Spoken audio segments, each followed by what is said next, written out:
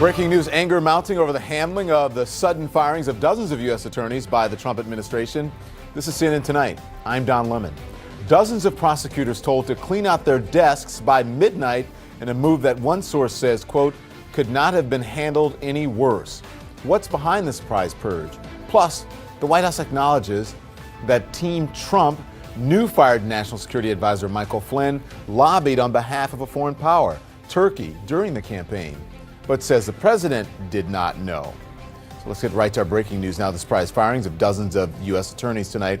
Here with me now is CNN's Jessica Snyder and legal analyst Laura Coates. Good evening to both of you. Jessica, you first. You have new reporting tonight, I understand, about the U.S. attorneys fired tonight.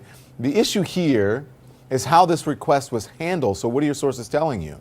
Well, you know, Don, the people I've spoken with, they're really flabbergasted that this happened so suddenly and so abruptly. So what we're learning is a little bit startling as to how this all went down. We understand that during the day today, it was Acting Deputy Attorney General Dana Bente. He was working the phones trying to get the word out to some of these U.S. attorneys.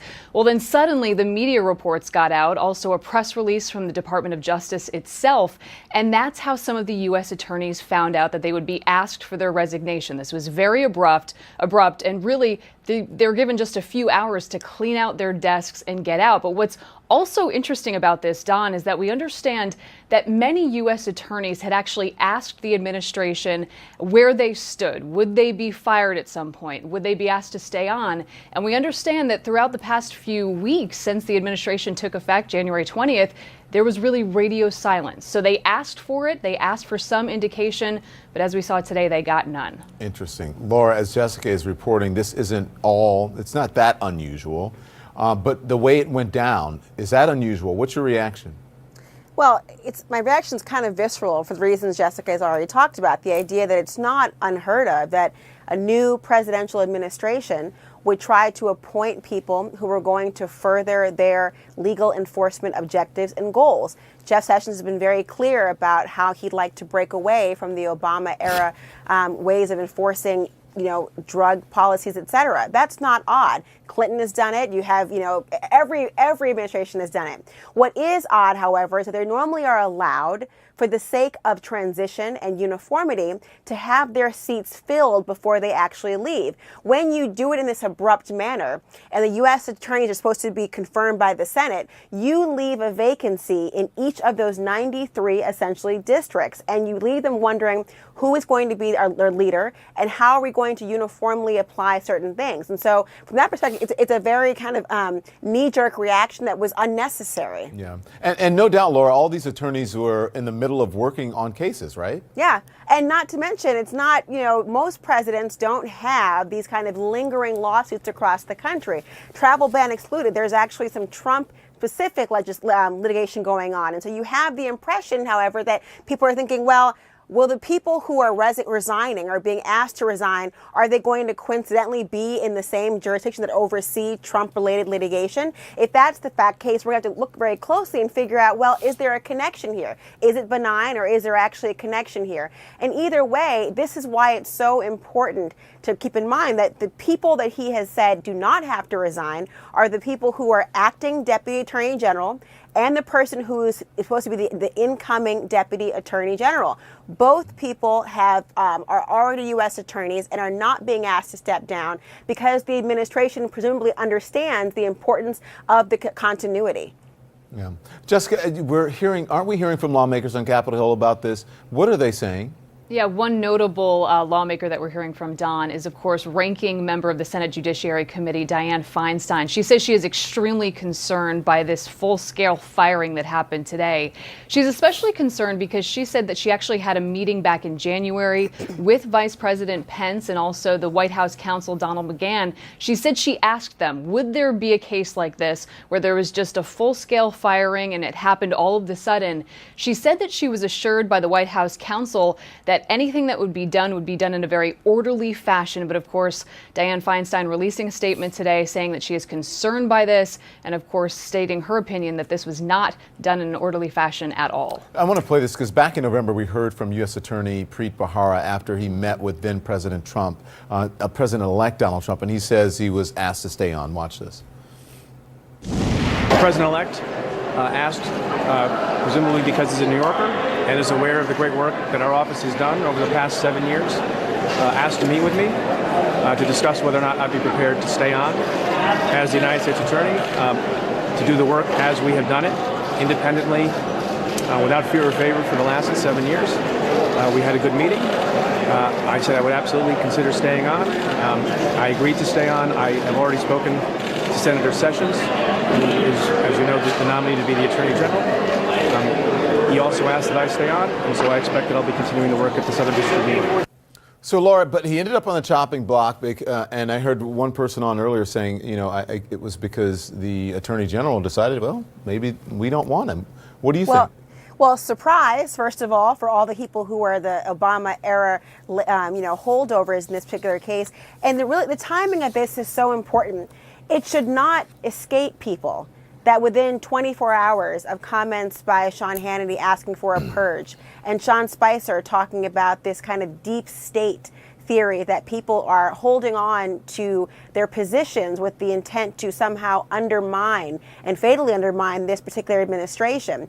So there is an insinuation being made right now that there is almost an epiphany that the president has had, or perhaps Jeff Sessions has had, that this deep state theory has somehow infected the U.S. attorney's offices across the country. And if they remain in place, they will somehow not be able to, one, carry out their objectives, or will do the opposite of their objectives. And so what you're seeing here is a timing issue that I think is surprising to everyone who is in place, not because the administration can't replace people, that's their prerogative, but because it seems to be in response to this fear that the people who we elect or appoint as U.S. attorneys, who are supposed to be objective enforcers of the law, somehow are incapable of doing just that. Yeah. And I do have to say the White House is denying the whole Sean Hannity thing, but that's what they're saying this evening. But thank you all. Thank you. Have a great weekend. I appreciate it. I want to turn now to another piece of breaking news tonight. The White House acknowledging the Trump transition team knew about Michael Flynn's pro-Turkey lobbying during the campaign work that would likely require him to register his firm as a foreign agent. Press Secretary Sean Spicer facing tough questions on all of this at his press briefing today. Let's listen to this exchange with CNN's Athena Jones. Are you saying the president was not aware that Lieutenant General Michael Flynn was acting as a foreign agent when he appointed him to be National Security Advisor? Correct.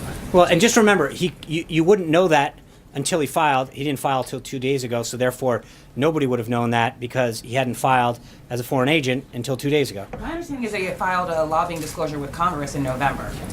Again, that's different than filing a FARA request with the DOJ. Well, it's one question Friday. It's very much attached to this. All right.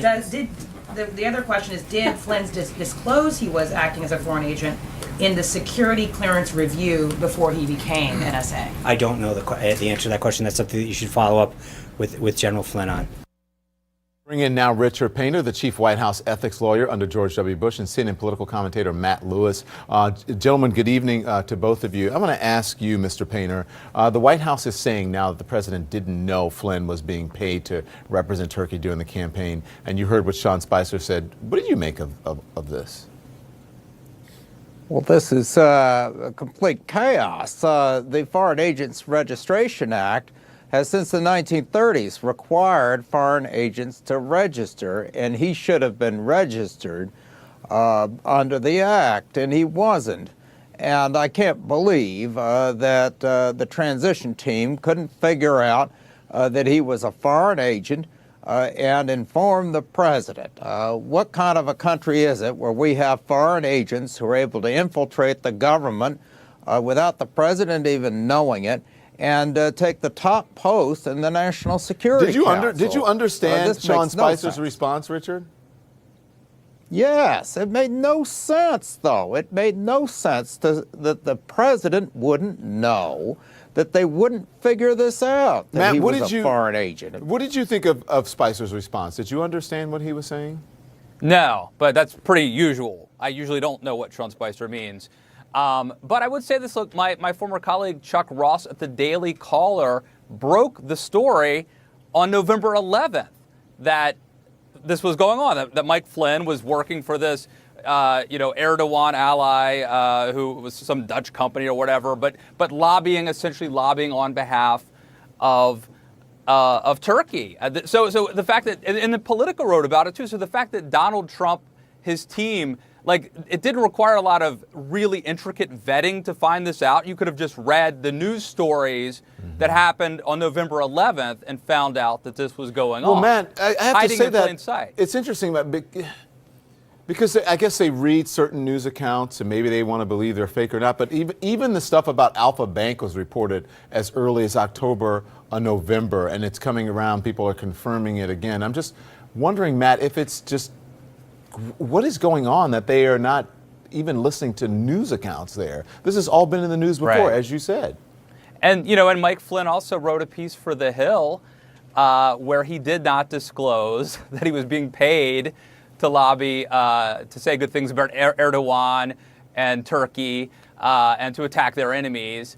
And The Hill just today posted, hey, by the way, a sort of like update to that piece. But obviously, look, Donald Trump's team I think it's not either or, probably wasn't terribly good at vetting and probably didn't care that much. I mean, look, one of his campaign managers was Paul Manafort. We know about his past ties to foreign governments. So I think that this wasn't treated as a big deal. But there's a difference between a guy who's a campaign manager and a guy who's your national security advisor, who 15 minutes ago Neither is good. was working for Turkey. But it's worse than when you're the national security advisor and you're in charge of national security for the entire country and you don't disclose that, or his team either didn't disclose it to the president. I mean, that just seems like incompetence on many levels. And considering the hypocrisy of it all, Richard, when you talk about, hey, listen, lobbyists, President Trump or even President-elect Donald Trump and now his president has said, all this lobbying going on between people who work for the government, not for the government, we're going to crack down on that. And here's the guy who's closest to him in charge of national security is a lobbyist.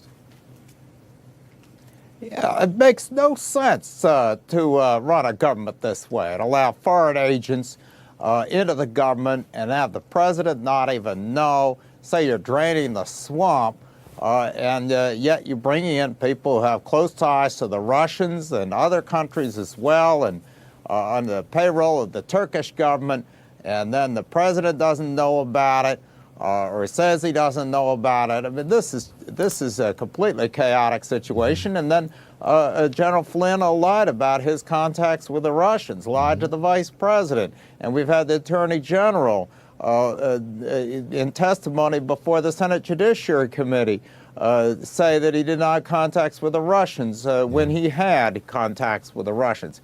People are not being honest about their foreign contacts, and talk about this deep state theory as if there are somehow Obama moles in the government undermining the Trump administration. It's ridiculous. I'm more worried about KGB agents running around the West Wing or in the National Security Council in this situation. Wow. It really needs to come under control. That is a pretty strong, that's pretty strong, Richard. Well, I've worked in the White House, and we vetted people. We would not have someone come into anywhere close to the White House, much less the National Security Council, who was a foreign agent, and that was not fully disclosed, vetted, and disclosed to the president. Well, perhaps if they would have had shocking. some clue, if they had just taken a look at this article. I mean, Matt mentioned an article from The Hill, but this is one in November. It says, our ally Turkey is in crisis and needs our support. And then, The Hill says Flynn never told them he was being paid to represent Turkey. I mean, Matt, what's going on here? It's there's a lot of really important national security and lobbying and ethical things, but also just from a journalistic standpoint, this is super bad, right, too. And he goes, in one of those pieces in The Hill, he goes after this guy Gulen, who's he calls a radical extremist who's an enemy of Turkey's Erdogan, and doesn't disclose that, hey, by the way, while I'm pressuring America to basically extradite this guy back to Turkey, where God knows what might happen to him, I'm getting paid something like $500,000 for a couple months worth of work while he's advising the Republican nominee for president. Yeah. But here's the ultimate. I think it is interesting. And Mike- getting top Mike Flynn- secret security briefings along with the president. Right, And let's right. not forget, Mike- General Flynn is the one who led. I think he may have started the lock her up chants during the campaign because he wanted Hillary Clinton to face legal trouble. But there is. I would say this. The funny thing is, he was in the administration for 15 minutes, but he can never get paid to do this again. Now he's prohibited from ever because doing of foreign lobbying. because of his former boss for 15 minutes. So, Richard, White House Press Secretary Sean Spicer was quick to tweet about the new jobs numbers out today. Great news for American workers. Economy added 235,000 new jobs. Unemployment rate drops to 4.7%. And first report for President for POTUS Trump. Well, that tweet just 22 minutes after the numbers came out apparently violates a federal rule barring executive branch employees for commenting for at least 1 hour. What's your reaction? Well, it's just one more rule they want to ignore, I guess. This notion that the jobs numbers reflect who's in the White House after only less than 2 months. I mean, the whole thing is a farce. We've had an economy that's growing somewhat sluggishly, but growing for a number of years now. But the White House needs to get their act together, learn to play by the rules, and cut out the business where the press secretary is just shooting his mouth off and saying one thing, and then it turns out that there's something else going on. And the president doesn't even know who he's hiring. This is a very chaotic situation. And I don't think the fact that we have a growing economy and have for quite some time, that's not going to salvage this situation if they can't get their act together politically. And in terms of ethics and policy and follow the rules. We've had the White House ethics lawyers say that the rules don't apply to the White House staff. This is just one crisis after another, and I don't think that a growing economy is going to salvage this situation for the president if they don't straighten it out. Yeah, in February 2016, it was 242,000 jobs, and any economist, even the economists who advise President Trump, says it's too early on to take, to claim that they're responsible for these jobs numbers. But he's going to claim it anyway, and he is the president. Thank you, gentlemen. I appreciate it. Thank you. We're coming right back. What Americans are saying about President Trump. 2 talk radio hosts tell me what their listeners really think. We'll be right back.